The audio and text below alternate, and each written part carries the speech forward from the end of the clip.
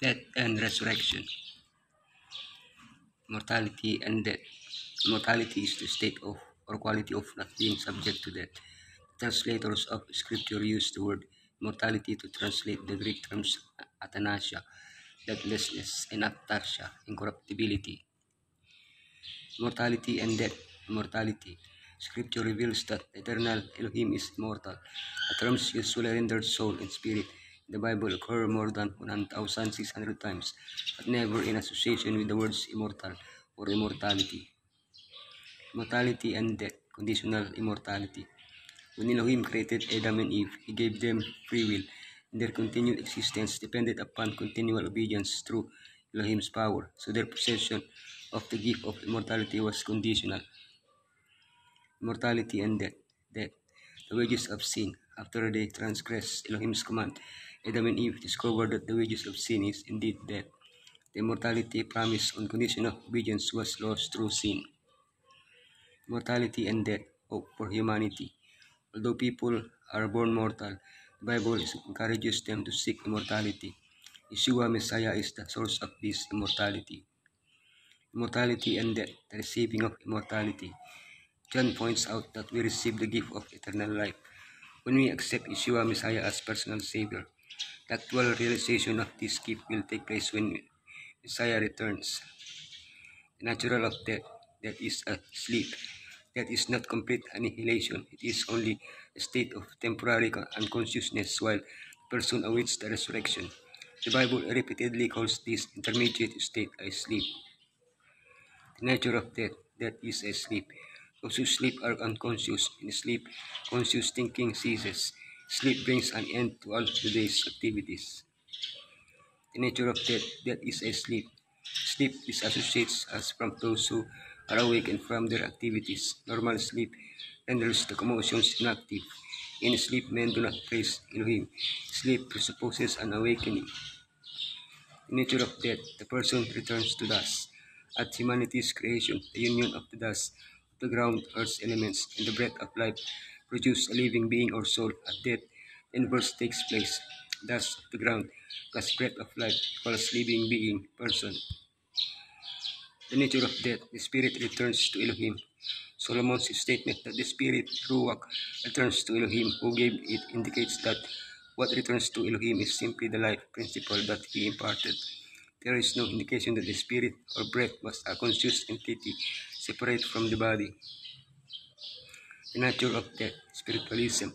Every honest person will admit that at least some of these phenomena are fraudulent, but others cannot be explained as such. There obviously is some supernatural power connected with spiritualism. The nature of death, spiritualism. The basis of spiritualism. Spiritualism originated with Satan's first lie to Eve. His words were the first sermon on the immortality of the soul. Today, throughout the world, religions of all sorts unwittingly repeat this error. The nature of death, spiritualism. Warning against spiritualism. The Bible tells us that the dead do not know anything, that they lie unconscious in the grave. The Bible also strongly forbids any attempt to communicate with the dead or the spirit world. The nature of death, spiritualism, manifestations of spiritualism.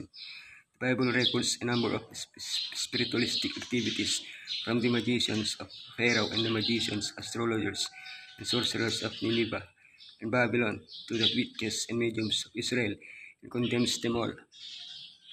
The nature of death, spiritualism, the final delusion. Satan is about to use great signs and miracles in his final effort to deceive the world. The nature of death, the first and second deaths. The second death is the final punishment of unrepentant sinners, all whose names are not written in the book of life. That takes place at the end of the 1,000 years. The nature of death, the first and second deaths. Based on what Scripture has designated the second death, we can assume that the first death is what every person, except those who are translated, experiences as a result of Adam's transgression. Resurrection. Resurrection is the restoration of life, together with fullness of being and personality subsequent death.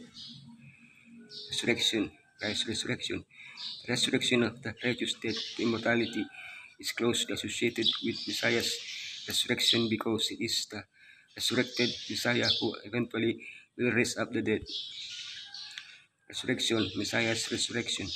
If Messiah had not been resurrected, there would be no use in preaching the gospel. There would be no forgiveness of sins. There would be no purpose in believing Yeshua. There would be no general resurrection from the dead. Resurrection, Messiah's resurrection, bodily resurrection. The Messiah who came from the tomb was the same Yeshua who lived here in the flesh. It was so real that others did not even notice a difference. Resurrection, Messiah's resurrection, its impact. The resurrection had an electrifying impact on Messiah's disciples. It transformed a group of weak and frightened men into valiant apostles ready to do anything for their Lord. Resurrection, the two resurrections. The resurrection of life. Those who are raised in the first resurrection are called blessed and holy. They will not experience the second death in the lake of fire at the close of the 1,000 years. Resurrection, the two resurrections, the resurrection of life. This resurrection to life and immortality takes place at the second advent. The change from mortality to immortality takes place instantaneously at the resurrection. Resurrection, the two resurrections. The resurrection of condemnation. The unrighteous are raised in the second general resurrection, which takes place at the end of the 1,000 years.